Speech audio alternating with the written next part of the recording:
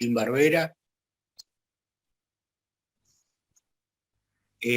Agustín es técnico de INTA y es uno de los que ha desarrollado ahí el tema de Barrau, que es uno de los centros modelo de agroecología y referente acá en la Argentina. Así que bueno, nos va a compartir. Yo en realidad a él personalmente no lo conozco, la primera vez que tengo contacto, pero sí he escuchado mucho sobre la experiencia que han desarrollado, que es una experiencia muy importante de INTA en el cultivo extensivo. Así que los dejo acá con Agustín. Gracias, Agustín, por participar. Bueno, muchas gracias, Antonio. Saludo a todas las personas que están en este espacio. Tampoco, bueno, agradezco la invitación. No conozco también, no conocía bien demasiado cómo habían venido con la capacitación, por eso preguntaba. Y bueno, como dijo Antonio, me gustaría en esta oportunidad contarles cómo intentamos nosotros en la chacra experimental integrada de Barrow, que estamos acá en Tres Arroyos, empezar a adaptar, si se quiere, la agroecología a los sistemas de gran escala que son tan típicos en nuestro país y que siempre fue como una duda de si era posible hacerlo a gran escala, si no era posible. Bueno, hay varias experiencias alrededor de la Argentina en torno a eso, pero ahora les voy a mostrar un poco el desarrollo o la estructura de la charla, como para que tengan una idea. Pero bueno, básicamente me voy a centrar en cómo intentamos adaptar la agroecología a sistemas de gran escala dentro del módulo. Va lado, para que... ¿Me escuchan bien? Sí. Sí, pero había alguien que tenía yo también.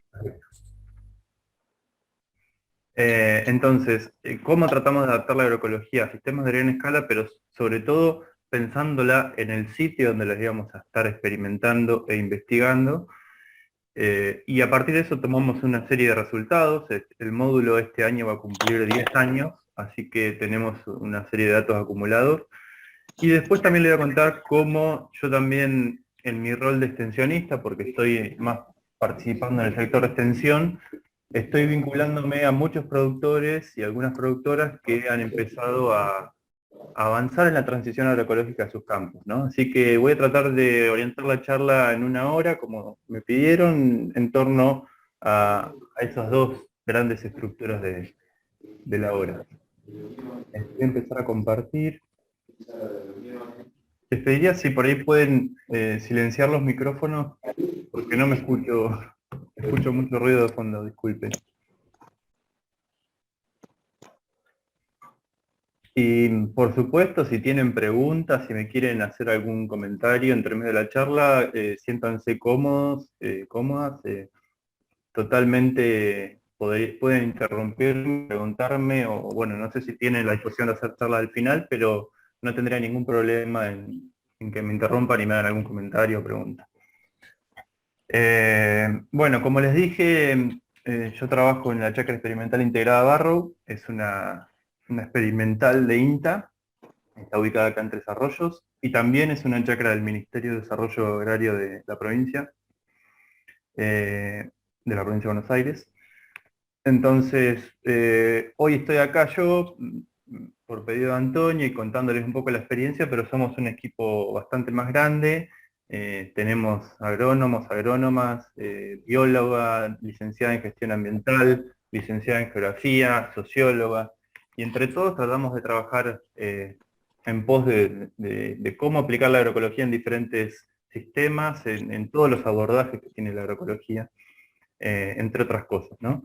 Así que, bueno, un poco para situarlos en la charla y los temas que quise empezar a rescatar, es un poco esto: por qué pensar en agroecología, que capaz que ustedes ya lo han ido desarrollando en las charlas anteriores, así que no voy a tomar demasiado tiempo. Cómo nos adaptamos al manejo agroecológico en este mismo módulo que les voy a contar, los resultados, y después en la parte siguiente de la charla voy a tratar de contarles también cómo intentamos hacer el acompañamiento y la extensión con productores extensivos en base al inicio de la transición y cómo también avanzar en la transición. Bueno, como les dije, a grandes rasgos no voy a entrar en detalle profundo sobre por qué pensar en agroecología, pero sí me parece central rescatar la idea de que en el manejo que tenemos convencionalmente o en la actualidad, en la mayoría de los sistemas productivos, la gran mayoría de decisiones que tomamos estamos intentando intervenir algo, pero siempre pensando quizás en los síntomas de los problemas, ¿no? Y eso me parece rescatable para pensar un poco que sea como insumo para todo lo que voy a estar charlando hoy. Pensar que vamos a solucionar la fertilidad del suelo con un fertilizante externo no lo vamos a lograr nunca, es decir, vamos a hacer un balance, vamos a hacer un crecimiento del cultivo que vamos a estar fertilizando, pero no vamos a mejorar la fertilidad del suelo. Lo mismo que vamos a hacer una aplicación de herbicida, no vamos a erradicar el problema de maleza. Lo mismo si intervenimos con un insecticida, un fungicida o cualquier otro plaguicida. No nos vamos a evitar por siempre un problema, o en el tiempo, evitar el problema de aparición de plagas. ¿Esto qué nos quiere decir? Que no vamos a la causa del problema, no intentamos solucionar la causa del problema. Cuando vamos a hacer un cultivo, no vamos a intentar que los cultivos que hacemos mejoren o al menos mantengan la fertilidad del suelo. Cuando hacemos los cultivos no evitamos siempre que aparezcan malezas. Las combatimos cuando ya están o antes que aparezcan, ¿no? Entonces, esto me parece lo central de lo que quiero avanzar en la charla. Intentar de que el manejo productivo, el manejo de los sistemas productivos, trate de prevenir la aparición de los problemas que hoy tenemos en la actualidad. Y esto va a ser lo único, digamos, después podemos entrar en muchas consecuencias, si quieren, de este manejo, de la simplicidad de este manejo, sin entrar en un término peyorativo, si se quieren, de las personas o del manejo actual, sino en tratar de entender cómo funciona. Sabemos que hoy tiene una serie de problemáticas ambientales, económicas, productivas, sociales. Entonces, tratar de entender eso nos ayuda a analizar la propuesta o analizar una alternativa que busque justamente ir a la causa de los problemas que tenemos en los sistemas productivos, ¿no? Y algo que me lleva también a esto es justamente el proceso de sucesión, ¿no? Si lo han visto, si lo conocen, me parece clave para poder entender varias de las estrategias que estamos intentando aplicar, siempre considerando que la gran mayoría de los sistemas productivos en la agricultura nos mantenemos en estas etapas, ¿no? Como se ve en este gráfico, pero la gran mayoría, digamos, todos los sistemas biológicos, que manejamos sistemas biológicos, tienden hasta a su estado, digamos, tienden a avanzar en su estado sucesional, ¿no? En algunos lugares será un pastizal, como la gran mayoría de la zona pampeana, un humedal, como hablábamos hoy, en otros lugares una selva, un bosque. Quizá las fotos no son las mejores para identificar esos sistemas en estado de clímax, pero es figurativo tratar de entender que los sistemas tienden hacia su estado de clímax, ¿no? Hacia su estado sucesional y avanzan hacia eso. Es decir, que las malezas que nacen, las plagas que vienen, todos los procesos que se van sucediendo en los sistemas no son para complicarnos la vida a nosotros productivamente, sino que el sistema tiende a avanzar hacia ese estado. Entender eso nos ayuda a tratar de pensar lo que hablábamos hoy, que hoy manejamos la agricultura en estos sitios y es totalmente diferente a su estado de clímax, ¿no? Entonces, tenemos que estar constantemente peleando, si se quiere, contra la naturaleza, con energía, con insumos, con lo que sea, para mantener los sistemas productivos en este sector izquierdo. Lo que yo he ejemplificado de las malezas, ¿no? Las malezas acá en una soja, en un girasol, un trigo, no están complicándonos la vida, sino que están intentando volver a este estado, que se ve acá para la derecha. Entonces, ¿de qué nos sirve esto? Bueno, en términos de la agroecología nos sirve pensar que en estos sistemas de equilibrio, sistemas de elevada sucesión o avance de la sucesión, tenemos una biodiversidad muy elevada, es decir, no existen estos sistemas con una sola especie o dos o tres, sino que son muchas especies conviviendo, no solo de plantas, sino animales, micro y mesofauna. Se da el reciclado de nutrientes. Disculpen, les pido de vuelta, por favor, si pueden silenciar los micrófonos, escucho mucho ruido. Disculpen, ¿eh?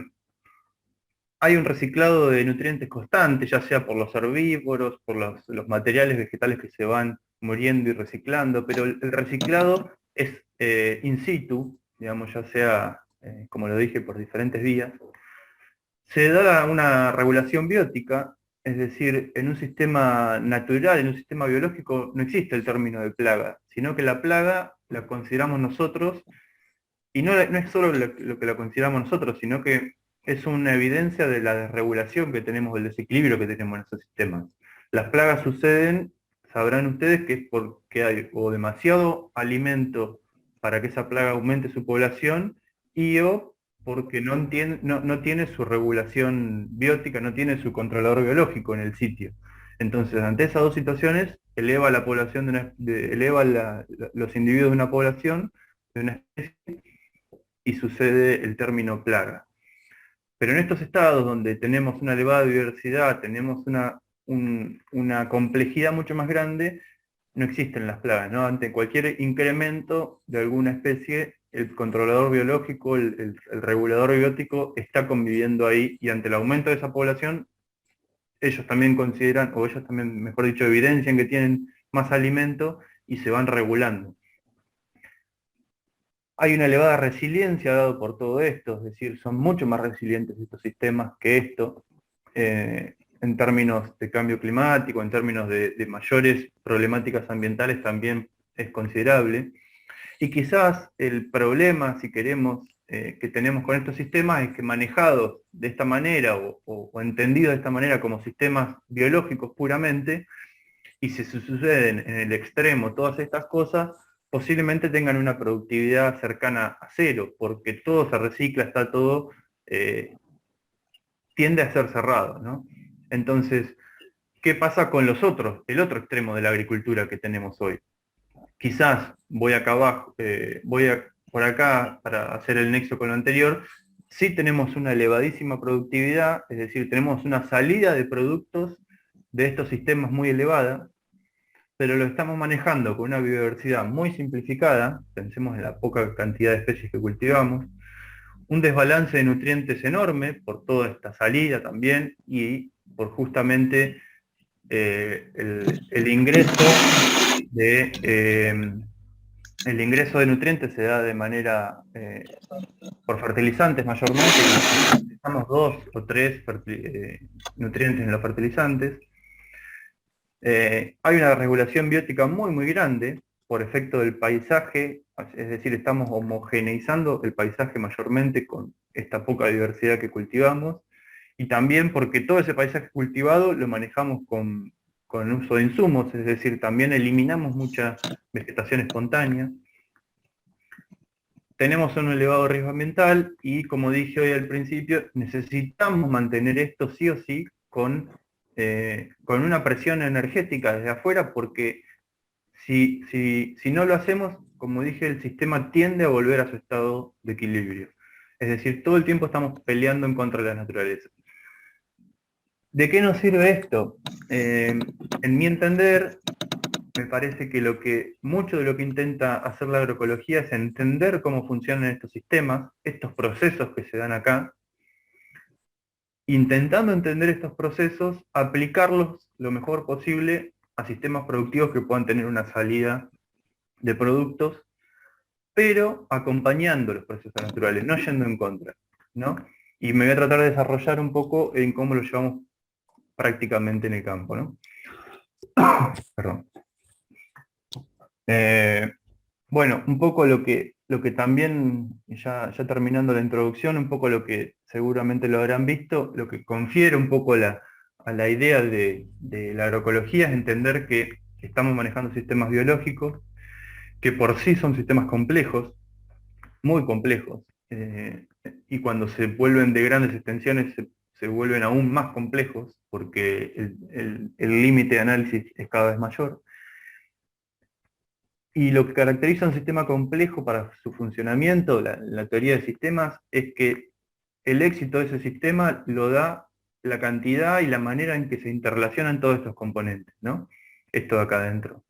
Todos los componentes, suelo, y podemos pensar que adentro del suelo es un sistema aparte, es decir, podemos entrar a ver los componentes del mismo suelo, micro, mesofauna, raíces, entre otros, plantas, herbívoros, plagas, especies espontáneas, otros animales. Entre todos estos componentes acá adentro y cómo se interrelacionan es lo que hace dar el éxito de este sistema. Y eso es la respuesta a dos cosas. Una es que lo que se escucha generalmente cuando hablamos de sistema, que se dice que la suma de las partes más que el todo, y esto se refiere a esto, ¿no? Que todas estas interrelaciones generan mucho más que entender los componentes de adentro. ¿Qué quiere decir? Por ejemplo, todos los procesos de simbiosis, de relación biótica, de cooperación, todas esas propiedades emergentes que suceden adentro, suceden por todas estas interrelaciones que se dan. Si yo tuviera los componentes y los analizaría aisladamente, no me dirían nada de cómo funciona este sistema, o me darían poco, si quieren, de cómo funciona este sistema. Eso por una cosa, por un lado, y por otro lado, esto nos marca la interdependencia que hay entre todos estos componentes. Es decir, no puedo pensar que estos componentes funcionan aisladamente. Sí o sí están relacionados completamente unos con otros. Y si empezamos a achicar la lupa, nos vamos a dar cuenta que es infinito la cantidad de relaciones que suceden en estos sistemas. Entonces esto nos marca que es muy difícil, muy complejo conocer cómo funciona este sistema. Entonces es una respuesta aún mayor a por qué tratar de acompañar la naturaleza es la mejor opción y no ir en contra, y entender que vamos a poder avanzar en el conocimiento de todo esto, pero como las complejidades tienden a ser infinitas, es muy difícil conocer a ciencia cierta cómo funciona por completo un sistema. Podemos estar en detalle, ¿no? Entonces es otra manera de respuesta de por qué tenemos que acompañar los procesos biológicos que antes mencionábamos de los sistemas naturales, y no tratar de minimizarlos o evitarlos o simplificarlos. Bueno, voy a ir rápido porque ya la introducción me demoró demasiado. Y lo que me parece importante, que por ahí ya lo deben haber visto, esto es una adaptación de algunos de los principios agroecológicos que andan dando vuelta por diferentes autores, Altieri, Nichols, Vázquez Moreno, Bisman. Bueno, hay varios autores que nos pueden referenciar a esto. Pero me parece importante tratar de rescatar que estos principios, que si bien pueden ser bastante generales y quizás obvios para muchas de las personas que están tomando este curso, estos principios son los que tenemos que tener en cuenta como si quieren, como una receta. Cuando hablamos de agroecología no hablamos de recetas, pero si quieren tener una receta, esta es la receta para reproducir en todos los casos. Lo diferente de esto es que estos principios se adaptan de manera diferente a cada sistema. Es decir, yo para tener una huerta intensiva tengo que tratar de aplicar estos principios agroecológicos. Y para tener un sistema productivo de 2.000 hectáreas tengo que tener estos mismos principios agroecológicos haciendo funcionar para tener un enfoque agroecológico aplicado. La diferencia que, por ejemplo, reciclar nutrientes o tener una disponibilidad de nutrientes en una huerta la puedo hacer de algunas maneras, y en un campo de 2.000 hectáreas lo puedo hacer de algunas maneras similares a la huerta y otras muy diferentes. Pero lo que hay que repetir o lo que hay que buscar son estos 5 principios, o bueno, estos son los 5 que rescaté yo. Entonces pensemos en esto que decía yo, ¿no? De decir, bueno, tener ¿se puede esconder esto porque no lo veo? Bueno, permitir el reciclado de nutrientes, permitir que haya disponibilidad de nutrientes para los cultivos. Lo vamos a tener que empezar a hacer con la activación de la biología del suelo, que también forma parte del principio siguiente, ¿no? Tener el suelo en las mejores condiciones para que las plantas crezcan, fomentar el desarrollo y el crecimiento de la materia orgánica, la actividad biológica del suelo, minimizar las pérdidas de recursos. Pensemos que hoy en día, al hacer una producción generalmente de un solo cultivo en grandes cantidades de hectáreas, estamos haciendo una utilización bastante pobre de los recursos. Más allá que pensemos que los sistemas productivos son sumamente eficientes, pensemos que por 4 o 5 meses al menos En un campo de X hectáreas tenemos 2, 3 cultivos y en gran parte de la superficie tenemos un solo cultivo creciendo. Eso hace un uso de los recursos bastante poco eficiente para lo que uno cree. Podríamos pensar en mucho mejor eficiencia de utilización y voy a mostrar luego algunos datos. Bueno, favorecer la diversificación o la biodiversidad en el tiempo y en el espacio. Acá vamos a ir viendo que en la aplicación de la agroecología en estos sistemas, la rotación de cultivos, la secuencia de cultivos es muy importante, pero no suficiente. Lo mismo que decía yo, en 4 o 5 meses tenemos un solo cultivo en el campo, o en un lote, al menos 15, 20 hectáreas, tenemos un solo cultivo, y ese cultivo está haciendo una homogenización de la biodiversidad muy grande, tanto para arriba y para abajo del suelo.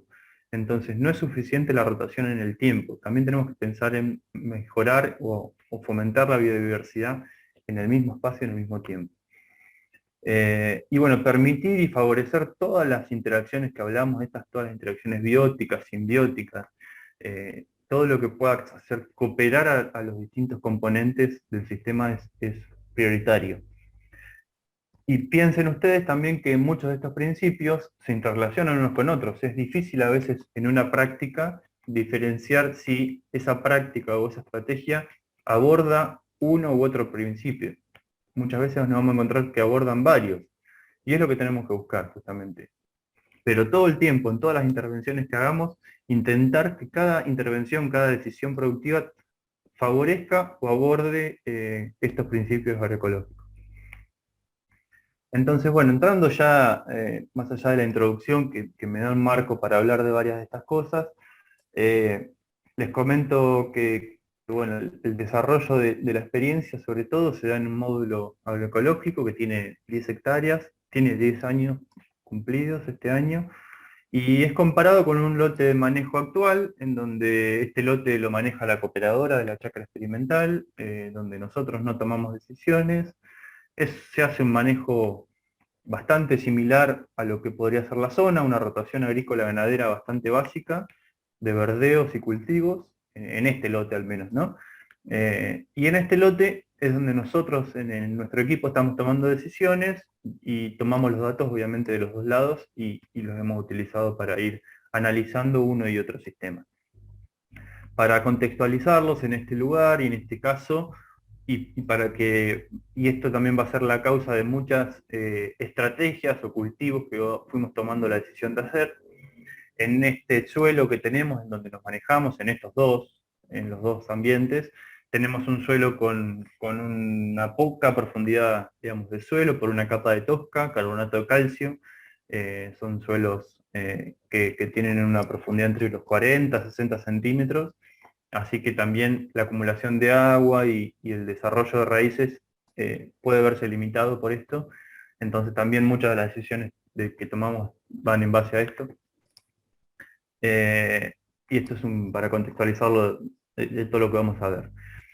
Y un poco para ir entrando en cómo hemos intentado hacer el desarrollo de cultivos. A nosotros cuando arrancamos, bueno, yo cuando arrancó el módulo no estaba, ingresé luego en la chacra, pero el equipo que estaba funcionando en ese momento, lo que se trató de pensar y debatir es de qué manera podíamos hacer aplicar esos principios agroecológicos que vimos antes, pero que sea algo adaptable, replicable a la gran mayoría de casos de los productores de la región.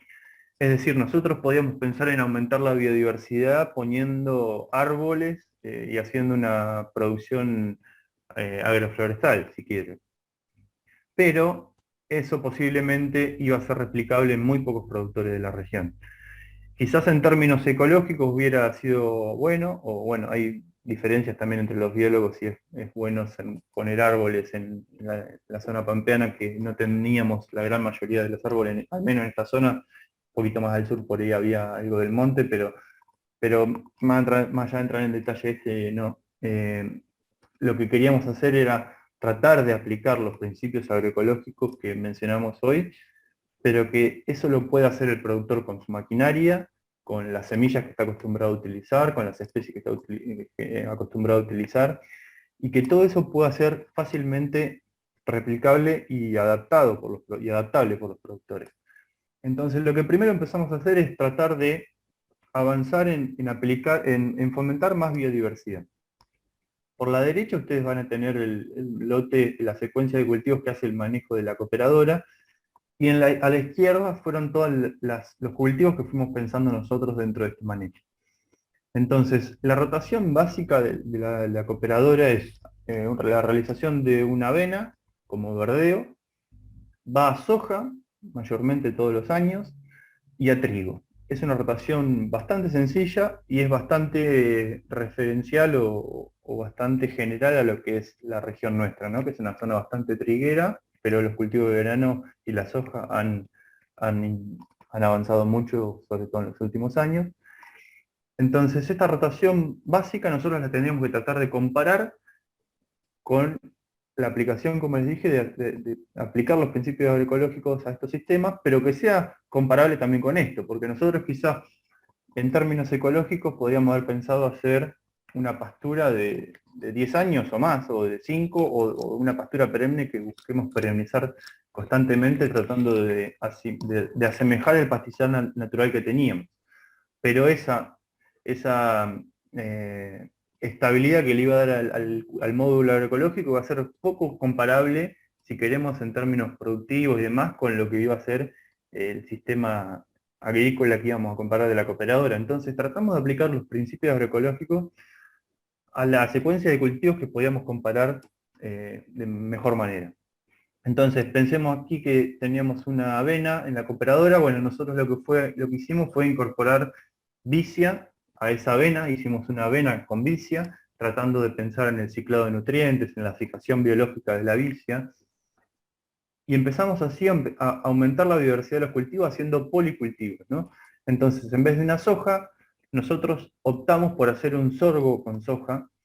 En principio podría haber sido para cosecha, pero generalmente este sorgo con soja se opta como verdeo también, como verdeo de verano, pensando en que todo esto nos va a generar la mejor condición para avanzar a hacer un trigo siguiente, en los dos casos. Generalmente la cooperadora hace trigo candial, porque la chacra es productora de semilla de trigo candial, mejoradora de trigo candial. Nosotros a veces vamos variando, pero el óptimo de todo esto es pensar que esta serie de verdeos nos tienen que llegar en las mejores condiciones para hacer un trigo, que es un poco el trigo, una cebada podría ser. Nuestros cultivos de fina en nuestra zona, por nuestro suelo, son quizás el objetivo principal apuntado, ¿no? Entonces, ¿por qué en este caso nosotros, en vez de hacer una soja, hicimos un sorgo soja? Bueno, un poco en respuesta a eso que yo les mencionaba del suelo, en nuestra zona, con ese suelo, con las temperaturas y las precipitaciones de verano que son bastante erráticas, hacer un cultivo de verano es bastante errático justamente. Es decir, podemos tener una soja de 800 kilos, 1000 kilos o de 3000 kilos. Podemos estar en esa fluctuación de rendimiento, de acuerdo a las condiciones climáticas. Entonces, eso, en términos, si quieren, agroecológicos, es un riesgo y es poco estable y es una situación que no nos deja en la mejor manera para hacer un trigo, que sería nuestro principal objetivo. Entonces, la secuencia de cultivo está pensada para comparar el manejo de la cooperadora de manera lo más pareja posible, adaptada al suelo que tenemos y tratando de que sean con semillas y cultivos que los productores pueden conseguir o pueden realizar de manera fácil en nuestra zona. Y así eso se repite, ¿no? En el tiempo. Después del trigo, en este caso una avena, acá una avena vicia, y así continuamos la rotación. Piensen ustedes que esto no es algo demasiado complejo, incluso en términos agroecológicos podríamos pensar muchísimas otras cosas, pero como les mencioné varias veces, nuestro objetivo principal es poder comparar en términos lo más parecidos posible y que eso tenga una fortaleza, digamos, porque si cambiamos mucho iba a ser muy difícil compararlo.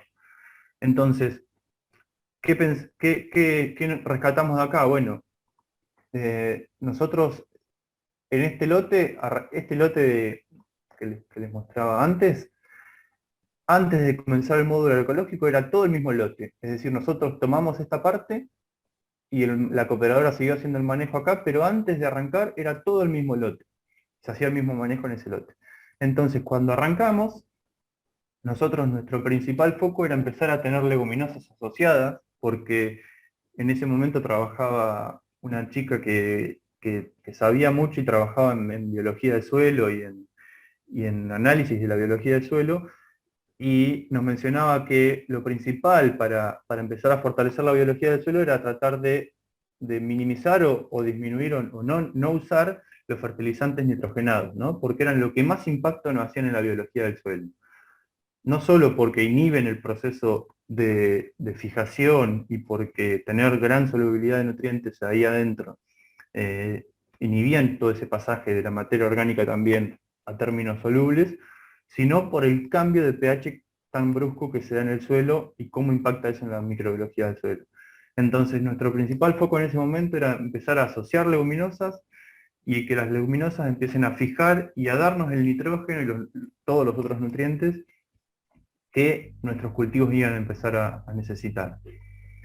Como les comenté que también que partíamos de un suelo que venía manejado antes de igual manera, también nos encontramos que partíamos de un análisis de suelo con muy poco fósforo disponible, producto de lo mismo, ¿no? Veníamos con constantes fertilizaciones dadas por insumos químicos, por fertilizante químico, y ese ingreso constante de la fertilización también inhibe ese proceso de mineralización biológica, ¿no? De ese pasaje de las partes no disponibles del fósforo precipitado, del fósforo de la materia orgánica, a fósforo soluble. Porque estamos constantemente agregándolo de afuera. Cuando lo agregamos de afuera, ese proceso, o las plantas y la microbiología que hay asociada a todo eso, encuentra que hay disponible constantemente en grandes pulsos, y ese proceso que se da biológicamente está inhibido, ¿no? Entonces, nos encontramos con muy bajo fósforo Bray. Entonces los primeros 4 cultivos que hicimos nosotros, estos primeros 4, fueron fertilizados con algo de fósforo químico, y ese fue el único insumo que usamos en el inicio de la transición. Desde acá no usamos nunca más urea, nunca más un herbicida, nunca más un insecticida, y al cabo de este cultivo, que fuimos bajando un poco las dosis de fertilización, al cabo de esta benavicia ya no se fertilizó más con fósforo soluble, digamos, químico, y no se usaron más agroquímicos para producir. Y así se continuó ese proceso de cultivos, ¿no? Les voy a ir mostrando después algunos datos. Ahora voy a entrar un poco en cómo tratamos de hacer el manejo. Yo les comentaba de la fortaleza, o lo que tratamos de hacer es fortalecer justamente estos procesos biológicos y evitar que sucedan problemas. Y a qué llamo problemas, si quieren, en estos términos, es evitar que yo precise un insumo de afuera porque hay un proceso biológico que adentro no está funcionando, adentro de mi campo, adentro del lote. A eso me refiero con problemas, es decir, cuando yo tengo que intervenir de afuera es porque algo no está funcionando o algo no me deja hacer el cultivo que yo busco hacer en esa situación. Entonces, gran parte de las estrategias que abordamos es buscar evitar que tengamos que solucionar algo con un insumo de afuera. Y esto también es una respuesta a por qué la agroecología por ahí es mucho más que no usar agroquímicos, ¿no? La agroecología busca que no necesitemos un agroquímico o un insumo externo para producir. Tampoco sería, en términos agroecológicos, al menos desde mi visión, tampoco sería deseable que nosotros tengamos un sistema dependiente de insumos biológicos, por más que sean biológicos. La agroecología busca fomentar los procesos biológicos dentro de los sistemas y buscar la no dependencia externa, que nosotros acompañemos los procesos biológicos para producir. Entonces, las estrategias que buscamos, bueno, el manejo de coberturas y acá, bueno, tengo la barrita acá. Tengo la barrita esta que, a ver si la puedo bajar. Bueno. En síntesis, va a favorecer y potenciar la fertilidad del suelo, es una de las bases y es algo de los que le comenté que primero buscamos, sobre todo con el ingreso de leguminosas. Pero bueno, también pensando en las coberturas, ¿no? Un poco todo lo que podemos hacer comer, si quieren, entre comillas, al suelo, va a dar por las plantas que pongamos, las raíces que van a ser las principales fomentadoras de toda la vida que hay por abajo del suelo, las plantas mediante su fotosíntesis, mediante el ingreso de la energía lumínica transformada en energía química hacia abajo del suelo, son la principal forma de tener fertilidad. La cobertura del suelo, todo lo que pongamos por encima del suelo va a favorecer, y es muy importante, pero va a favorecer a un grupo de microorganismos, que van a ser sobre todo los detritívoros o los descomponedores de rastrojos. Pero es vital mantener esas coberturas del suelo para generar esa piel y ese cuidado del suelo. Entonces, en varias oportunidades tratamos de hacer siembra directa, por supuesto, tratando de cuidar ese suelo, pero una siembra directa sin herbicidas, tratando de manejar las coberturas. Acá estamos sembrando avena vicia sobre el trigo cosechado, con algo de trébol. Lo que se ve verde son los tréboles que quedaron con ese trigo, después de la cosecha de ese trigo. Intersembramos una avena vicia para cubrir los espacios vacíos, para generar más desarrollo de raíces. Ahí vamos sembrando, estamos sembrando sorgo con soja sobre una avena vicia pastoreada, sin herbicidas, toda esa cobertura que quedó luego del pastoreo. Una cobertura similar a esta. También pensamos en esa sistemia que hablamos, de decir que los componentes están todos interrelacionados. Acá no lo vemos como pérdidas. Esto podríamos, con una visión por ahí más de la vaca y el pasto, podríamos ver esto y decir, esto hay un desperdicio de material vegetal que no se consumió por el animal. Sí, si vemos esos dos componentes solamente, es cierto. Ahora, todo este desperdicio, entre comillas, es vital, por ejemplo, para hacer un cultivo siguiente en directa, sin tener que usar un herbicida. Entonces, esa sistemia es la que buscamos en muchas de las decisiones. Pensar en términos globales o en términos de todo el sistema. Y para que suceda esto y no haya problema de fertilidad, tenemos que venir construyendo fertilidad biológica. Si no, si tenemos esto y tenemos, por ejemplo, esto es un rastrojo de solamente un sorgo y no viene de una fertilidad adecuada, el suelo va a secuestrar demasiado nitrógeno y el cultivo siguiente lo va a apagar, ¿no? Lo vamos a encontrar debilitado. Para que eso no suceda, tenemos que venir construyendo la fertilidad, que haya gran actividad biológica y que este sorgo también haya sido asociado a otra leguminosa, ¿no? Bueno, ahora lo vamos a ver ahí. Esto de las coberturas. En torno al manejo de las espontáneas o de las malezas, mal llamadas malezas si quieren, por todo lo que venimos hablando desde el principio, un poco a qué tratamos de hacer, cómo lo tratamos de evitar, que siempre por ahí es el cuco o el gran problema de los sistemas productivos. Bueno, en principio sabemos que tenemos que partir con un suelo, con un ambiente que no tenga grandes problemas de maleza. Nosotros, como les dije, en todos los casos tratamos de hacer siembra directa. Cuando la siembra directa vemos que va a ser en un ambiente donde las malezas ya están predominando, posiblemente ahí tomemos otra decisión. En nuestro caso del módulo, hacemos alguna labranza, desde un arrastradisco hemos hecho hasta pasar pie de pato, pero de manera, no sé si último recurso, pero agotando otras alternativas antes, ¿no? No es como una condición constante en los cultivos. De esa manera vamos cuidando muchísimo la fertilidad y les voy a mostrar después datos de la materia orgánica y demás, pero tener en cuenta todo esto. Pero partir de un suelo que esté con el cultivo que implantemos en igual posibilidad de competencia es vital. Si ya tenemos especies espontáneas nacidas y complicadas, a veces es difícil que las especies que pongamos solas logren ese desarrollo o logren algo productivo, ¿no? Entonces siempre tratamos de arrancar en igualdad de condiciones para los cultivos que hacemos y ocupar todos los nichos que podamos. Es decir, si hacemos, bueno, acá vemos un trigo con trébol, que es una práctica que hacemos constantemente en nuestro lote. Puede ser otra leguminosa, en nuestro caso usamos trébol rojo, puede ser trébol con blanco, con rojo, con lotus, con la leguminosa que mejor se adapte para esto.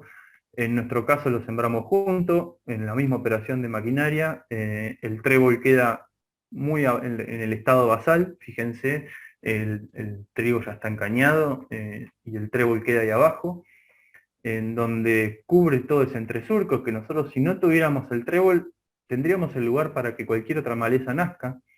¿no? Entonces es ocupar el nicho, ocupar ese lugar que va a parecer una especie posiblemente problemática, por una especie que a nosotros nos cumple un rol que queremos. En este caso una leguminosa que fija nitrógeno, que me continúa ese ciclado para los cultivos siguientes. Y algo no menor que me cubre el suelo. Cuando yo cosecho el trigo en pleno verano, el trébol queda ahí y me cubre el suelo de las altas temperaturas, la resecación. Es muy importante todo eso también, para la vida que tenemos abajo, ¿no? Pensemos en los principios agroecológicos que hablábamos hoy. Esta estrategia aborda varios de los principios, pero si pensamos en la actividad biológica que queremos mantener en el suelo, la resecación del suelo en el verano y tenerlo cubierto es vital, con algo vivo, es tenerlo vital para nuestro sistema. Entonces, como les decía, ocupar el nicho, cuando ese trigo, está cosechado, ya está el trébol, lo está cuidando. Acá tenemos todo el desarrollo que tenemos en, esto ya creo que es marzo, pensemos en el volumen que eso genera, la posibilidad que tiene una maleza de nacer ahí. Otra de las claves que avanzamos y que pensamos que es muy importante también es la competencia con algunos cultivos, es decir, la vicia sobre todo, y posiblemente algunos otros, tienen una gran capacidad de competirle a las especies que van naciendo. Fíjense, esto es marzo-abril de la vicia sembrada, y ya la vicia está cubriendo todo el entresurco, ¿no? Lo mismo, ¿qué posibilidad tenemos que aparezca alguna especie espontánea? Y si aparece, ya tenemos la vicia que se le va a subir y a competir de manera muy, muy importante. Es una manera de ir bajando los niveles de especies espontáneas y ir ganándole los espacios. Bueno, aquí vemos, acá tenemos en el módulo trébol que había sembrado con el trigo el año anterior, una avena vicia intersembrada, y también ya en abril, como la vicia está subida encima de una espina colorada, que es una maleza bastante complicada. Esto logra una supresión muy, muy grande, muy importante de gran cantidad de especies. El senecio también, hay muchas especies que la vicia la verdad que le compite y la suprime muchísimo. Y esto es una idea, tampoco con la idea de erradicar como si fuese un herbicida, sino que de esta manera lo vamos aplacando, vamos manejando los sistemas para no tener un gran desarrollo de todas estas especies y que no sean un problema para nuestra producción, ¿no? Bueno, lo mismo, fíjense en todo este desarrollo, qué posibilidades tenemos que aparezca algo. Cuando todo esto tampoco funciona, y no es una serie de pasos, sino que todas las estrategias van sumando para que las malezas o las especies espontáneas no sean un problema para nuestro sistema. La ganadería también es muy importante, donde al pastorear y la manera que conducimos los animales, la manera que los hacemos pastorear, pueden evitar problemas de semillazón o evitar problemas de desarrollo de especies espontáneas, y es muy útil también en nuestro caso. Acá tenemos una benavicia, fíjense que estaba con bastante desarrollo de flor amarilla y mostacilla. Para nosotros no fue un problema demasiado, porque si bien todo este desarrollo uno se lo ve en términos por ahí abundantes, esta benavicia tuvo 7.000 kilos de producción de materia seca, con un 20 y pico % de proteína, ahora no me acuerdo cuánto, pero fue muy interesante, donde se consumió antes que empiece la semillazón de la especie, de la maleza, ¿no? Entonces, todo este desarrollo lo consumimos antes que semille, convivieron, no complicaron, pensemos en esos 7.000 kilos de materia seca de manera contundente para nuestra zona y para nuestro suelo. Esta benavicia se deja desarrollar el ciclo del cultivo y se consume de manera lo más intensa posible, en este caso con el rodeo de la chacra, con el rodeo general de la chacra. Se consumen parcelas pequeñas en donde no deja seleccionar a los animales, bostean, orina todos los animales de manera conjunta y homogénea en el mismo lote, haciendo ese reciclado de nutrientes que buscamos también mediante las deyecciones. Y luego el pastoreo quedó así, ¿no? Después de pastorear todo el lote, esta benavicia, con los animales en pequeñas parcelas, quedó así para sembrar el sorgo con soja que venía después, ¿no? Esto no tiene ninguna aplicación de herbicida, fíjense la poca desarrollo o nula desarrollo de de ninguna especie espontánea, y a esto me refiero con arrancar en igualdad de condiciones. Nosotros a esto le sembramos en directa el sorgo con soja, y el sorgo ya arranca con, quizás al principio es un poco lento, pero luego tiene una elevada producción, es una especie C4, y ya arranca a desarrollar y a generar volumen en este suelo que ya le va ganando, si quieren, al desarrollo de especies espontáneas que pueden llegar a aparecer. Como les dije, en algunos casos también hacemos alguna labranza como para sembrar. Cuando todo esto no funciona, intentamos arrancar en igualdad de condiciones, pero siempre cuidando, como les digo, el manejo de la fertilidad. Si hacemos una labranza tenemos que tener cuidado de empezar a generar, bueno, sobre todo, bueno, en nuestro suelo no tenemos pendiente y lo estamos haciendo en esta época que es de invierno, no hay elevadas precipitaciones y demás, sino que no tenemos elevado riesgo de erosión, pero además tenemos que empezar a esa intervención que le hicimos, a hacer sucesivas prácticas o estrategias que fomenten la humificación luego, ¿no? Entonces mejorar la materia orgánica en el tiempo también es nuestro objetivo. Y les voy a mostrar luego cómo lo hemos logrado. Bueno, hemos probado también varias alternativas, hemos hecho triticales, centenos, cebada. Siempre hacemos varias pruebas generalmente en el mismo lote. Pero para que vean que el desarrollo del cultivo, sin usar herbicidas, no tenemos un gran problema de malezas, ¿no? Lo que observamos acá en esta primera imagen, ven el desarrollo de los tréboles en la entrelínea que van apareciendo y siempre aparece alguna maleza también conviviendo.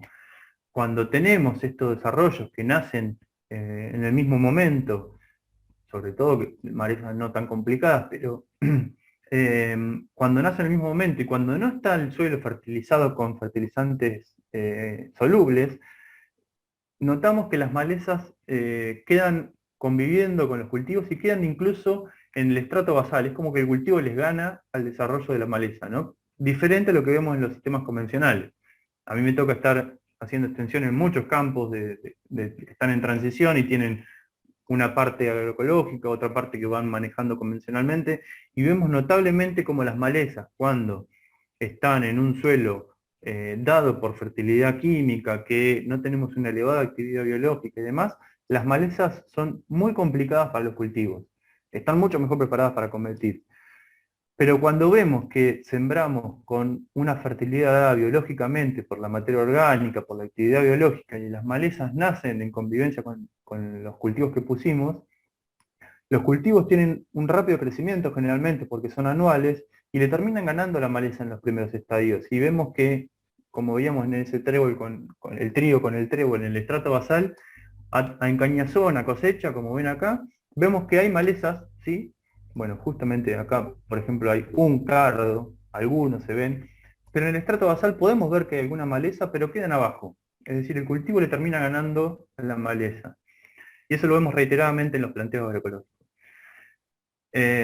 Bueno, sigo avanzando un poco más con diferentes estrategias. Bueno, el nitrógeno, por supuesto, lo que yo les decía, todos los cultivos que tratamos de hacer son policultivos, al menos con 2 especies, al menos.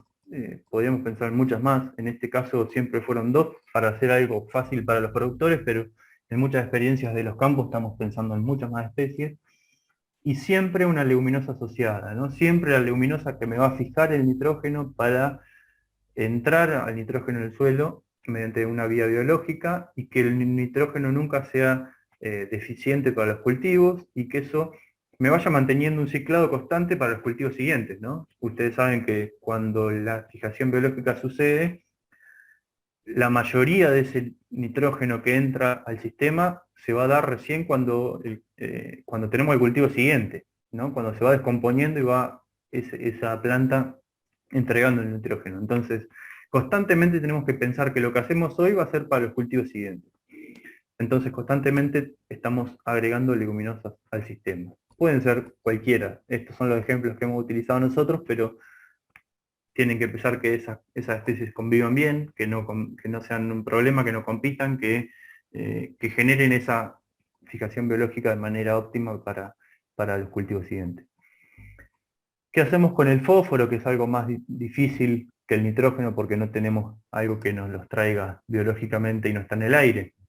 Bueno, hoy el fósforo, ustedes sabrán que lo estamos trayendo todo, o la gran mayoría de Marruecos, de Rusia, son minas de roca, que las traemos desde allá en barco, se distribuyen, o sea, se tratan acá en Argentina, se distribuyen en todos los sistemas productivos, o sea, tiene un gasto energético muy grande, la fertilización nitrogenada también, porque la química también tiene que romper el enlace del aire con mucha energía, entonces el gasto energético de los fertilizantes es muy grande.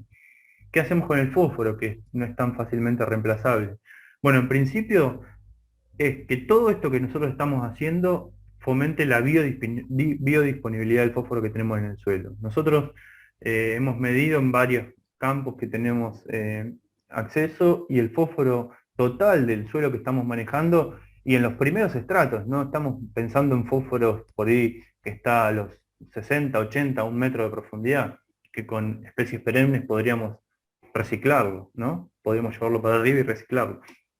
Pero en los primeros estratos estamos pensando que tenemos fósforo de 300, 400 partes por millón de fósforo total. Pero el disponible, en la gran mayoría de los casos, va entre 4 o 5 partes por millón, 15, 18, 20 en los mejores casos. Entonces estamos pensando que ese fósforo, la parte disponible es muy pobre, ¿no? De todo el total que tengo, pero cuando lo mantenemos constantemente con, como hoy les mencionaba, con fósforo externo, ese pasaje del total al disponible también se minimiza mucho, porque siempre lo estamos incorporando de afuera, estamos inhibiendo ese pasaje biológico. Entonces, con todo esto pensamos a empezar a hacer biodisponible el fósforo que tenemos. Y pensando en el balance de nutrientes, porque tenemos que pensar en el balance, que con el sistema actual que tenemos de fertilización difícilmente lo logremos, ¿no? Fertilización química, estamos reponiendo 2 nutrientes o 3. Lo que intentamos hacer es suplementar los animales dentro de nuestra parcela con algún subproducto de la industria local, ¿no? En este caso usamos el afrechillo de trigo. Esto lo traemos de los molinos locales, acá en Tres Arroyos. El afrechillo, bueno, varía el precio, depende de varios momentos, pero hay cada vez más molinos chicos, molinos artesanales que podemos empezar a vincularnos, en donde el afrechillo viene con, hemos hecho la cuenta hacemos un balance de lo que extraemos del lote, con lo que podemos empezar a ingresar del lote, y nuestra cuenta nos dio que cuando hacemos ingresar 1 tonelada por hectárea de afrechillo, que eso para los animales que generalmente tenemos en pastoreo no es demasiado, son 2 o 3 kilos de afrechillo por día, por animal, 1 tonelada por hectárea tiene la misma cantidad en fósforo que 75 kilos de fosfato de amónico, ¿no? Pero con ese ingreso de suplemento también tenemos más producción de carne porque balanceamos un poquito mejor la dieta, y también ingresamos con el afrechillo calcio, magnesio, cobre, hierro y zinc, que hoy en día en la producción actual no se está ni pensando, o en algunos casos, algunos nutrientes nomás. Entonces, de esta manera hacemos el balance, ¿no? Traemos de algo local o de algo regional, si quieren, esos nutrientes, y mediante el extracto, mediante el consumo y el tracto de la vaca, lo hacemos llegar al suelo mediante el bosteo de manera homogénea, haciendo parcelas, haciendo un consumo del animal rotativo también y en parcelas, ¿no? Entonces, bueno, esto, la tabla del afrechillo, todo el contenido de nutrientes que tiene, es muy rico en fósforo, pero acá se podría pensar en cualquier otro suplemento de la industria. Tiene que ser algo que podamos tener acceso fácilmente, que sea local o que sea regional. Podemos pensar en espelor de girasol, espelor de soja, algunos otros de otras producciones, no importa qué, sino que se produzca ese reciclado, ¿no? Bueno, como les decía, lo mejor que podemos hacer es homogeneizar lo más posible el bosteo. Bueno, esto no me entra en detalle, pero es otra de las respuestas de por qué también al hacer cultivos asociados, gramíneas con leguminosas, se puede empezar a poner biodisponible muchos otros nutrientes que no lo hacemos con un cultivo único, ¿no?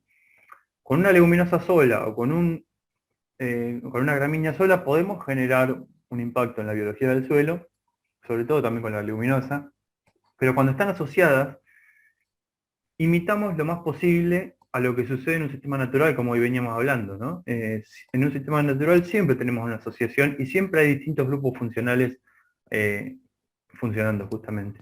Entonces, al tener gramíneas y leguminosas asociadas, sobre todo me voy a centrar en esta imagen de acá abajo, la rhizósfera de la leguminosa y la rhizósfera de la gramínea generan ambientes diferentes, y ese diferente ambiente hace que esos cambios de pH y esa biología asociada a cada especie empiecen a poner biodisponibles muchos nutrientes que de una manera única no se da, ¿no? Así que, bueno, simplemente eso. Este es un estudio que hemos rescatado de varios estudios que tenemos, están generados dentro del MOOC de aerobiología, que hemos estado participando también junto al Instituto Montpellier de Francia y el INTA.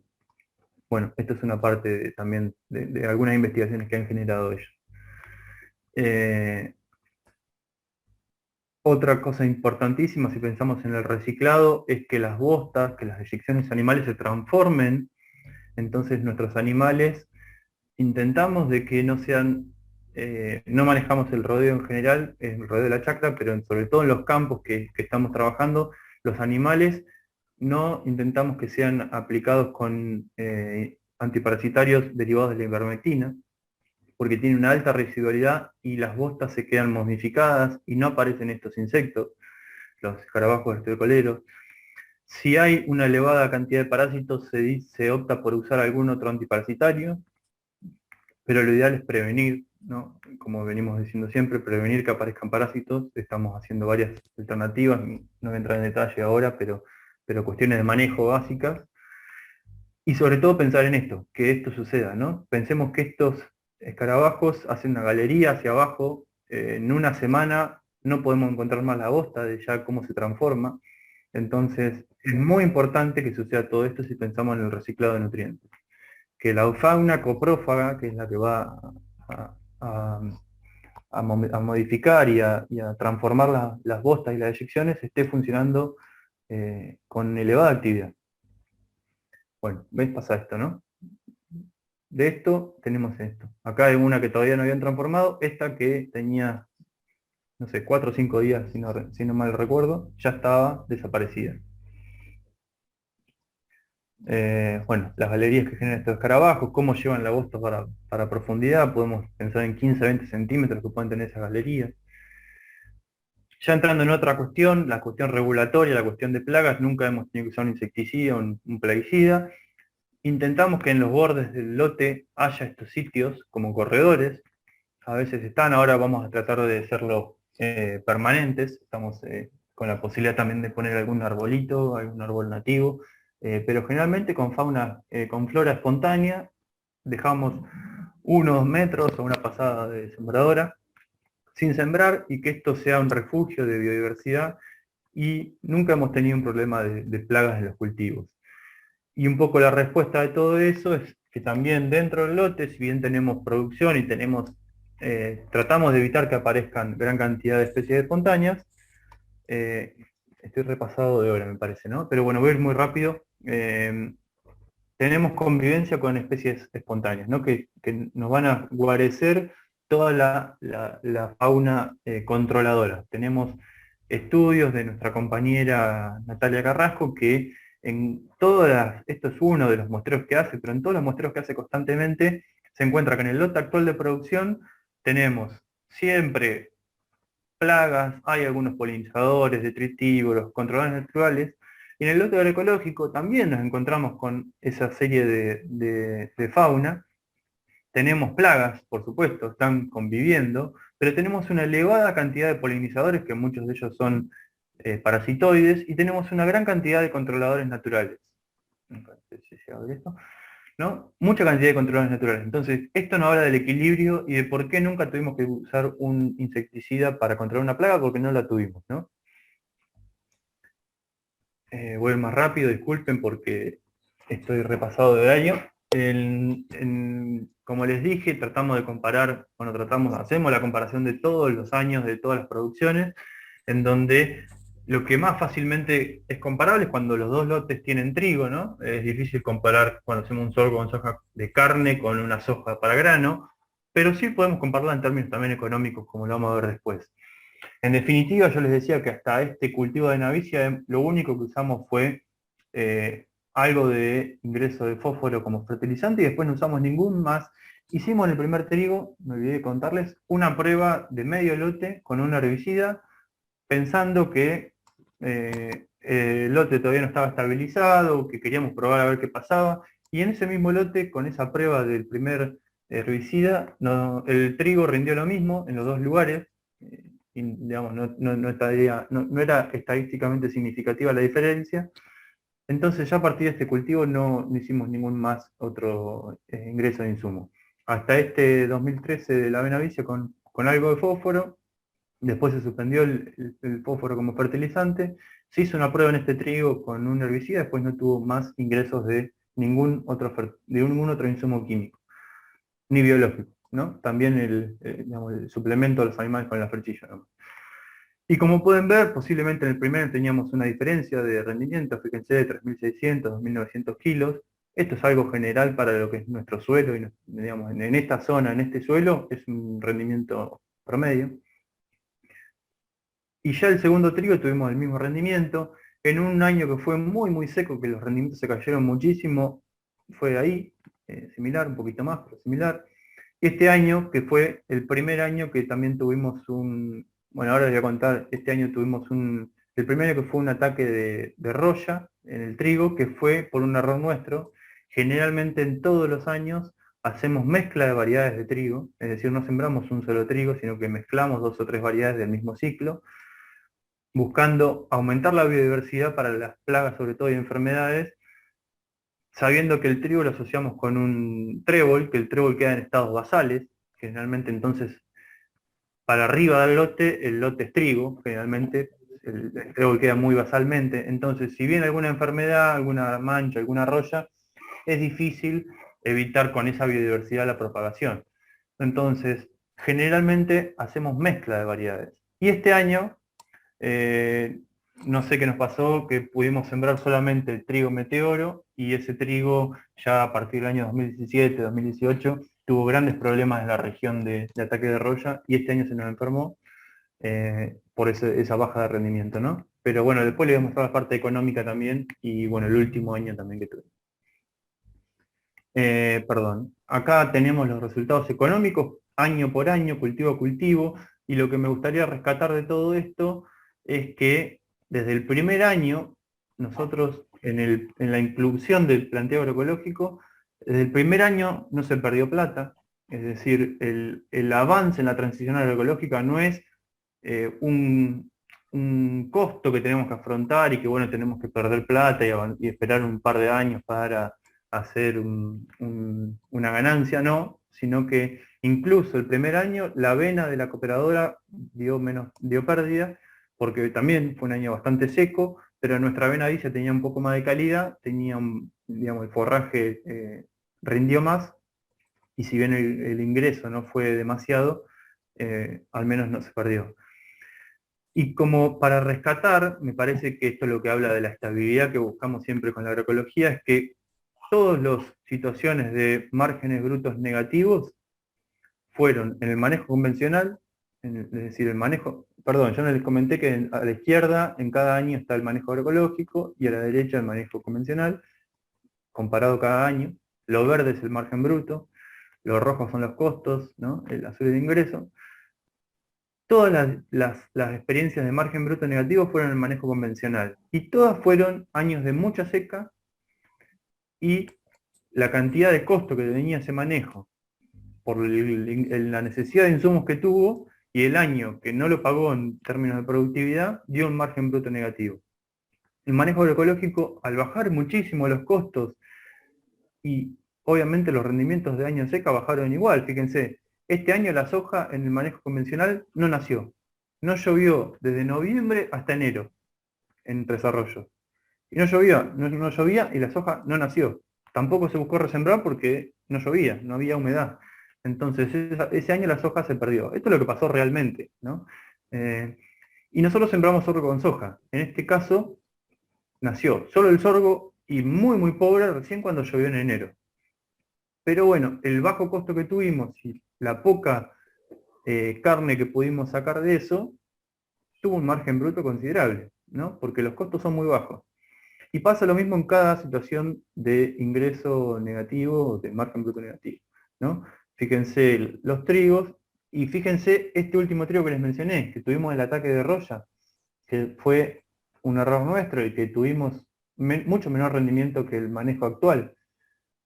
Fíjense la diferencia de costo que tuvo un trigo y el otro, y el margen que dejó, pese a que nosotros sacamos casi 1000 kilos menos de rendimiento, ¿no?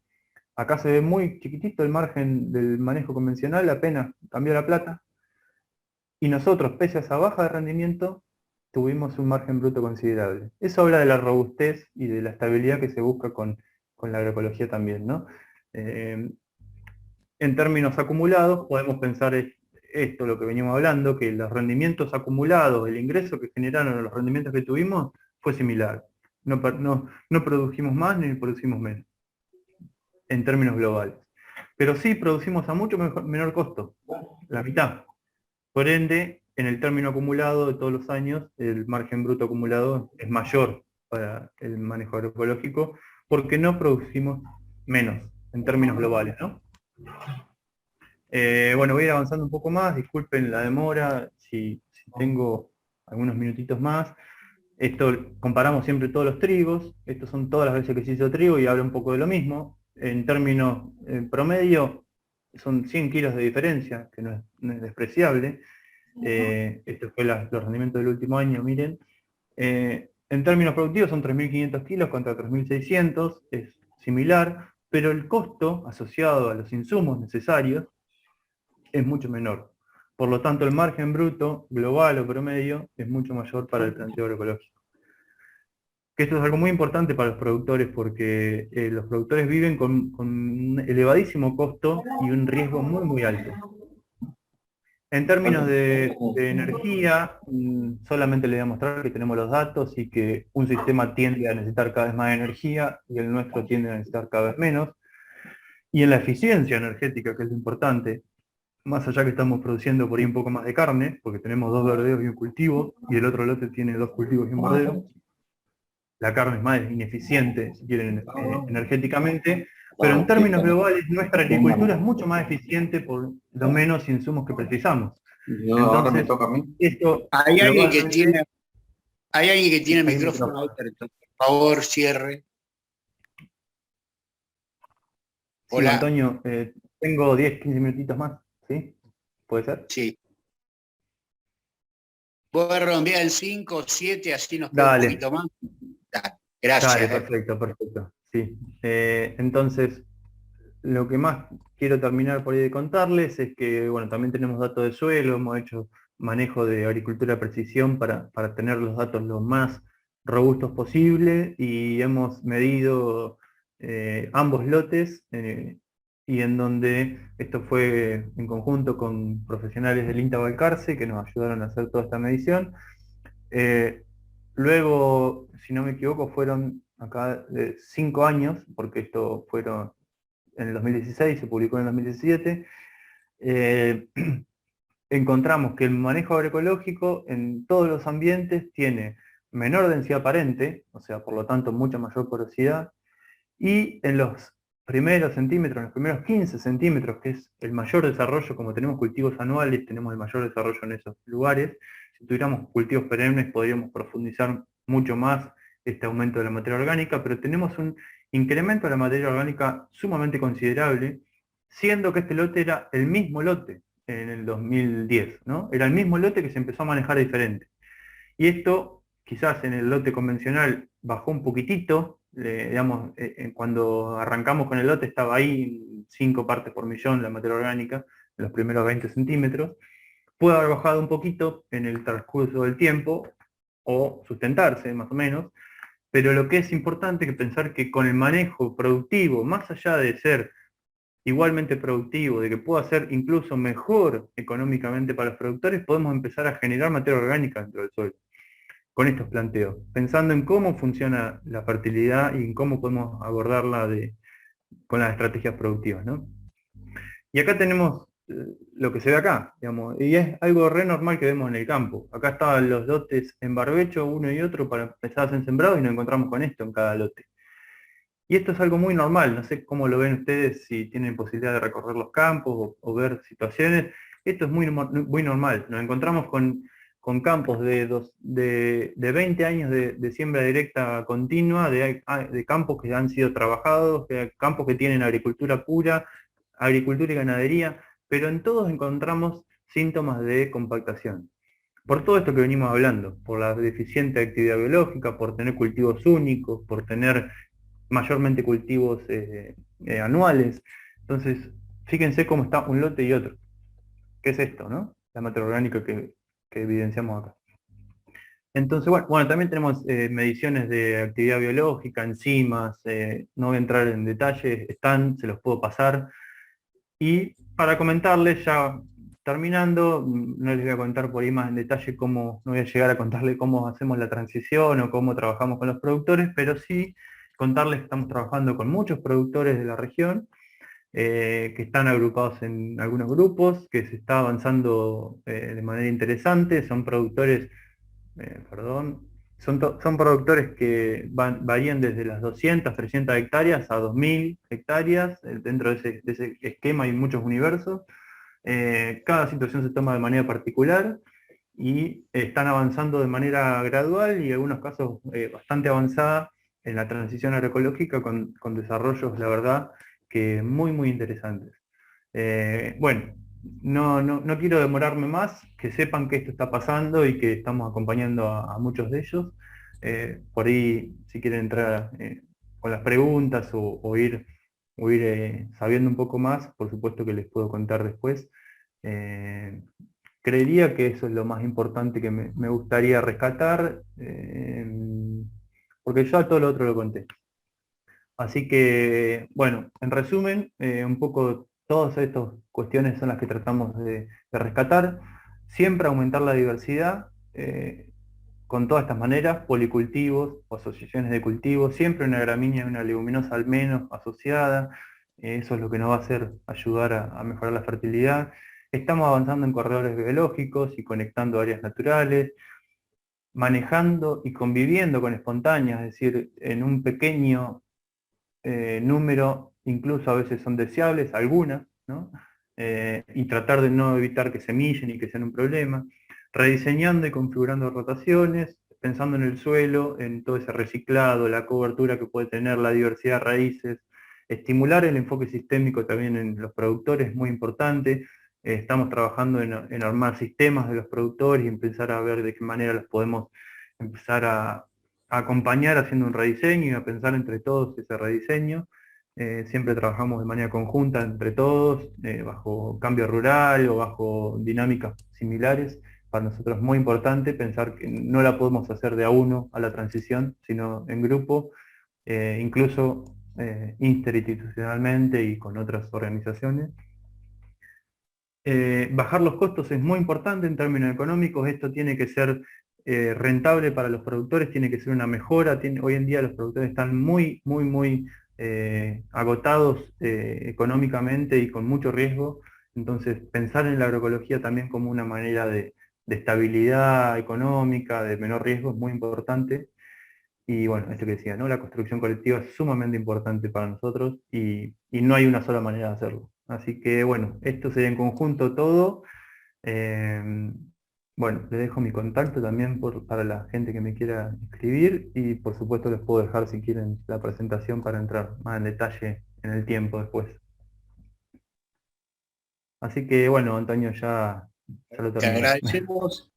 Disculpa por pasarme un poquito del tiempo. No, muy interesante y creo que, digamos, que rompe la presentación algunos de los mitos, estos que vos ya dijiste, de que la agroecología, digamos, produce menos o que no da ningún tipo de ganancia. Y ya ustedes demostraron ahí que desde el comienzo de la transición ya se empieza a ver mejora, incluso ahorro por parte del productor. Te iba a proponer, a lo mejor, ahora vamos a tomar un tiempo de preguntas, pero que a lo mejor el próximo viernes, si tenés un ratito para contar corto lo de la parte de extensión con los productores, que sería importante, a lo mejor en 20 minutos, si vos pudieras hacer una síntesis de los, no sé, de los problemas y de los desafíos, algunos de los desafíos que ustedes están teniendo. Así que pasaríamos, te agradecemos y pasamos a las preguntas o Dale, comentarios. Compañeros, ahí Lo ya que creo que quieran. había.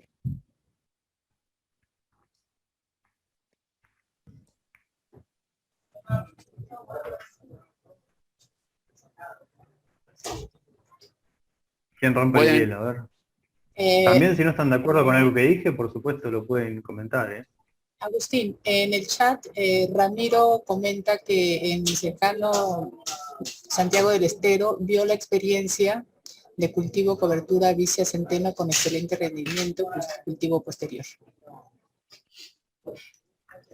Sí, la verdad que planteos agrícolas ganaderos, creo que los cultivos de cobertura tienen un rol muy, muy importante y tienen mucha versatilidad también, ¿no?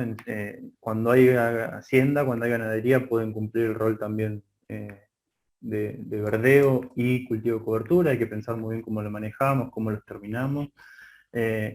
Pero también algo que se está viendo en varios ensayos que están haciendo de cultivo de cobertura, que sobre todo en suelos que vienen con pobre actividad biológica, con todo esto que yo mencioné anteriormente en toda la charla, dado por el manejo por ahí convencional.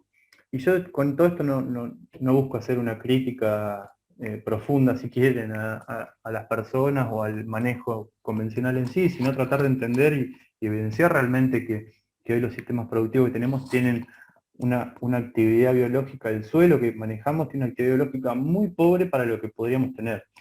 Y lo evidenciamos con un cambio de manejo, o sea, se ve muy, muy, muy en detalle cómo el suelo empieza a responder cuando empezamos a aplicar muchos de estos principios.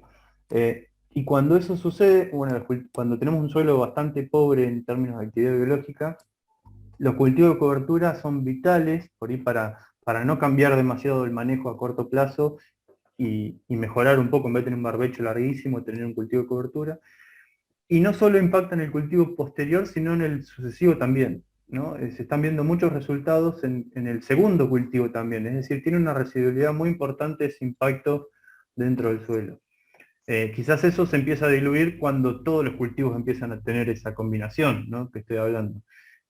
Lo que se busca es justamente eso, que no tengamos un impacto por algo que hagamos, sino que generemos un sistema que todo el tiempo esté funcionando de esta manera, ¿no?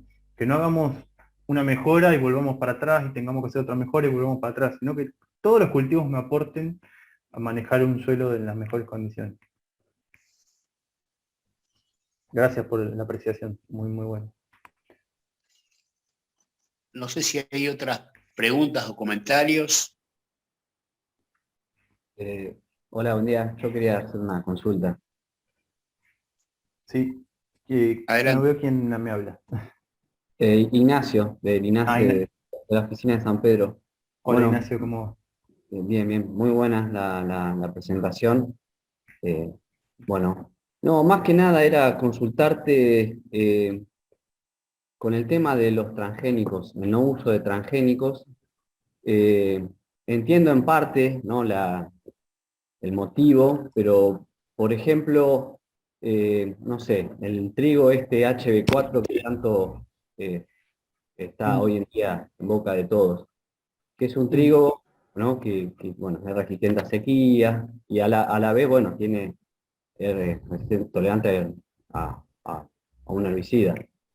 Obviamente, como todo transgénico, va acompañado de un paquete tecnológico, ¿no? Pero hoy, cuando hablabas de un problema en un año puntual, una campaña que hubo problemas de sequía, no se puede usar, por ejemplo, una tecnología como esa para años que uno puede tener un problema de sequía. Y no estoy hablando de utilizar productos químicos. Como bien dije, todos estos transgénicos están acompañados siempre de un paquete tecnológico. Pero eso no se acepta, ¿no? Que digas, bueno, está esta tecnología, que yo no tengo ninguna postura, ¿no?, en cuanto a este trigo, simplemente tengo dudas.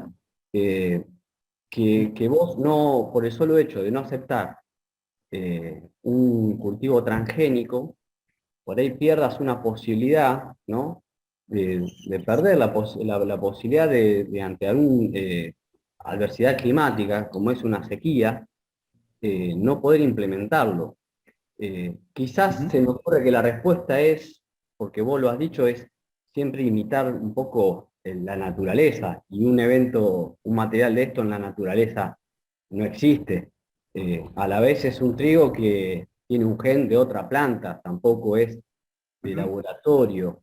Eh, Creo que la respuesta puede pasar por ahí, porque es, como dije, imitar la naturaleza, ¿no? Los sistemas y esto naturalmente no existe. Pero bueno, es para ver si en realidad estoy enfocado en lo que pienso, y repito, no tengo una postura, sino simplemente duda, porque el día de mañana hay una soja. Hoy el ejemplo que diste fue para la soja, ¿no? Ese año de sequía. El día de mañana hay una soja transgénica que es exclusivamente resistente a sequías, y por ahí este manejo agroecológico no te lo permite usar, por el concepto en sí que tiene, ¿no? La agroecología, que no lo critico, es 100% duda. Sí, sí, sí, lo entiendo, lo entiendo, lo entiendo. Bueno, gracias por la pregunta o por el comentario. Te voy a responder en base a lo que pienso o a lo que opino yo. Me parece que no está mal ni bien lo que comentás, me parece que es justamente una opinión. Y me parece que siempre cuando hablamos de agroecología también hay muchas miradas, ¿no? Yo entiendo todas la pregunta o el comentario que vos decís, y lo que siempre trato de trabajar con las personas que estoy vinculado, con los productores, con otros profesionales, es que lo que hay que tratar de hacer es implementar esos principios según la cabeza de cada uno y según el objetivo que tiene cada persona y lo que piensa cada persona. Entonces, en gran parte de todos estos manejos no hay un se puede o no se puede, digamos, porque la agroecología lo permite o no lo permite, sino que tenemos que tratar de avanzar y manejar mejor los sistemas y que sean lo menos dependientes de algo de afuera. En torno a esto que vos preguntás, por ahí, lo que vos propones, a mí me parece que si queremos pensar en sistemas más resilientes con la sequía, en principio lo más importante que hay que hacer es mantener o mejorar el recurso que tenemos hoy, que es el suelo. Un suelo con 1% más de materia orgánica es capaz de retener mucha mayor cantidad de agua y es una mejor manera de evitar cambios climáticos, o digamos, no en términos globales, sino cambios de las situaciones climáticas extremas. Eso es lo principal, me parece a mí, ¿no? Ahora, todo lo que pueda acompañar con el mejoramiento de las especies cultivadas también ayuda muchísimo. Eso no digo que no. Incluso materiales con mayor resistencia o más adaptados a la sequía pueden ser sumamente funcionales. Por supuesto que sí, y creo que acá no se corren ninguna disciplina, es decir, la biotecnología o el mejoramiento vegetal pensado con un enfoque sistémico, con un enfoque agroecológico, es muy importante. Ahora, yo, a esto que mencionás, por ahí, mi opinión es que ese desarrollo del trigo, por ahí, busca más que ser un mejoramiento de cuidar un trigo ante la sequía o tener un mejor comportamiento de la sequía, viene más asociado al paquete tecnológico que vos decís. Es decir, podríamos tener un trigo con mejor ante la sequía sin necesariamente ser resistente al glufosinato de amonio, como es el HB4, ¿no? Entonces, el concepto para mí está en tener un mejoramiento vegetal, tener un mejoramiento, en este caso vegetal, por ejemplo, con materiales resistentes a la sequía o mejor adaptado a la sequía, sin necesitar que ese desarrollo tenga que ver con algo asociado, ¿no? No es algo que esté mal o que esté bien.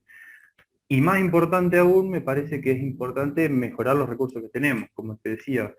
Desde mi punto de vista, cuando vos tenés un suelo, por ejemplo, con mayor materia orgánica, con mayor capacidad de infiltración, con mayor cantidad de poros, es mucho mejor eso que tener un material preparado, o no sé si es mucho mejor. Es muy importante y quizás complementario tener un material con mayor resistencia a la sequía o alguna otra adversidad. A mí me parece que eso es mi visión al menos de lo que sería deseable, que todas las disciplinas, todas las profesiones apunten al mejoramiento de los sistemas, pero quizás desde una manera sistémica, ¿no? Pensándolo. Yo no conozco demasiado muchas de las problemáticas que está habiendo con el trigo HB4, me parece que quizás el riesgo está en estos materiales que posiblemente tienen polinización abierta y que podemos tener una problemática con cruzamiento y demás, y creo que también va en torno a muchas de esas cosas, ¿no? Más allá de que uno esté de acuerdo o no de acuerdo con el trigo resistente a glifosato de amonio. Mi opinión, Ignacio, por ahí es un poco esa. Agustín. Pero es válida cualquier otro también. Agustín, por el chat, Gabriel Stutz pregunta si probaron ustedes o con los productores algún otro cultivo de cobertura y que no haya funcionado en esa zona. Y Cristian Nuria también pregunta, si bien hoy en día parece novedoso, creo que estas técnicas es volver un poco a cómo se trabajaba antes. Yo me acuerdo que mi padre hace 30 años atrás hacía todas estas asociaciones y rotaciones hasta que todo fue cambiando. Y por último, Sebastián Davis pregunta, ¿cómo evolucionaron las poblaciones de insectos plaga y de benéficos en el comparativo de los dos sistemas? Bueno, voy respondiendo medio rapidito las tres. Me parece, en la primera, que no haya funcionado. Bueno, yo veo, mira, en lo que mostré yo, son casos de avena vicia como cultivo de cobertura, porque nosotros, y no es un cultivo de cobertura, es más un verdeo, que nosotros lo terminamos a ese verdeo con un pastoreo. En vez de rolarlo, lo pastoreamos. Es decir, no lo pastoreamos durante todo el ciclo del cultivo, funciona como un cultivo de cobertura y cuando lo tenemos que terminar para sembrar un cultivo siguiente, se pastorea con una elevada carga animal. Eso hace que, como el desarrollo del cultivo estuvo sin pastoreo durante todo el tiempo, la parte basal de ese cultivo queda seca, queda con el cultivo ya entregado, y es un poco la foto que vieron ustedes, que estaba todo el lote cubierto y seco luego del pastoreo. Esa es nuestra manera de lo que lo estamos haciendo. Lo que yo veo con esas especies de avena vicia, cuando se busca hacer un cultivo de cobertura puro, es que la avena por ahí no es la mejor acompañante de la vicia para rolado, porque por ahí tiene, depende del año, una producción por ahí un poco más, se pone más petiza, o no genera un gran volumen que pueda ser acostado y se muere parejamente, de manera pareja. Entonces creo que el centeno, triticale, están funcionando mucho mejor que la avena en asociación para cultivos de cobertura puros, ¿no? Generan también una supresión a muchas especies espontáneas, tienen un efecto alelopático por ahí más importante que la avena. Entonces mi opinión es que por ahí a veces la avena sola, la avena con vicia no funciona de manera óptima en muchos casos como cultivo de cobertura. Y también estamos evaluando cultivo de cobertura de verano. Eso es muy importante también en algunas zonas, que la fina o los cultivos de invierno son la prioridad. Estamos evaluando mezclas con soja, moa, trigo sarraceno, que es muy interesante, muy interesante el trigo sarraceno, porque tiene una semilla, tiene una floración escalonada, entonces cuando se cosecha o cuando se rola eso, hay mucha semilla que se cae antes, y el guacho, que se le llama, es decir, el nacimiento de esa semilla caída, genera una cobertura importantísima para los cultivos siguientes, que enseguida se muere con las primeras heladas. Entonces no es un problema y genera una cobertura muy interesante. Así que esas cosas estamos probando, no hay mucho escrito todavía, pero este año posiblemente hagamos varios ensayos en los campos de productores. Lo otro que hablaban de técnicas que se usaban antes, sí, eso es cierto, que hay muchas prácticas que se usaban antes, muchas especies, una asociación de cultivos, rotaciones que se hacían antes, pero también siempre hablamos que la agroecología rescata saberes por ahí de antes, incluso agroecología aplicada a sistemas más intensivos o andinos rescatan saberes quizás más ancestrales todavía. pero siempre, y vuelvo a decir, esta es mi opinión, no quiere decir que sea la verdadera o la correcta, siempre me parece interesante resaltar que la agroecología también no es volver a lo de antes, no es volver atrás, es rescatar saberes, pero la agroecología tiene mucha aplicación científica, mucha ciencia, muchas cosas novedosas que me parece que quizás lo anterior estaba más cercano a tener un enfoque sistémico, a tener una compleja funcionamiento de los sistemas, a acompañar un poco mejor, pero creo que todavía no tenemos el potencial en la realidad de lo que podemos alcanzar. Y creo que la agroecología busca ser innovadora y busca tener esa cosa novedosa que no es volver tampoco a lo de antes, ¿no? Eso me parece interesante rescatarlo y es mi opinión y lo repito, ¿no? No quiere decir que sea así o que todas las personas que estén en agroecología lo consideren así. ¿Y cómo evolucionaron las poblaciones de insectos, plagas y biobenéficos? Bueno, cambia mucho según cuándo se hacen los muestreos y los cultivos que hay. Lo que puedo decir a nivel general es que en el lote convencional que evaluamos, que es mayormente esa secuencia de cultivos en siembra directa, lo que en los sucesivos muestreos hay constantemente son una preponderancia de insectos detritívoros, es decir, casi siempre tenemos una gran preponderancia de bicho bolita, por ejemplo, porque son los que están transformando ese rastrojo constantemente que hay, sobre todo de gramínea, ¿no? Pensé que avena, soja, que es un rastrojo pobre, y trigo. Entonces, ese rastrojo mayormente de gramíneas, el bicho bolita explota mucho y se vuelve una plaga, se vuelve un problema. Entonces, en el manejo convencional hay mayormente preponderancia de insectos detritívoros y algunos plagas, como les mostré ese resultado. Y lo que nos encontramos en el manejo agroecológico es que, si bien van variando los individuos, siempre tenemos un equilibrio entre los grupos funcionales. Hay detritívoros, hay controladores, hay plagas, hay polinizadores, y siempre están en equilibrio. Y eso es algo a rescatar, porque es un poco la respuesta a que no precisemos en estos 10 años una aplicación de algún insecticida, ¿no? Eso es un poco el comentario que tendría para hacer. Creo que respondí las tres, ¿no? Bueno, si no hay más preguntas, cerraríamos. Agustín va a estar también entonces un rato la semana que viene. Y bueno, y si hay algún comentario o preguntas que le vengan después, la semana que viene podemos retomar algunos de los temas y podemos retomar el tema este último que habló Agustín, que ese es uno de los mitos, que la agroecología es una vuelta al pasado. Y bueno, eso es importante que quede claro que no es así. Y también el tema de que no es una receta y que no hay algo que prohíbe, sino que, digamos, la agroecología se va adaptando a las condiciones territoriales con la gente que estamos trabajando. Así que te agradecemos mucho, Agustín, y a toda la participación, y nos vemos el viernes a las 10 de la mañana. Gracias. Bueno, muchas gracias por la invitación a ustedes. Gracias. Igualmente le recordamos que...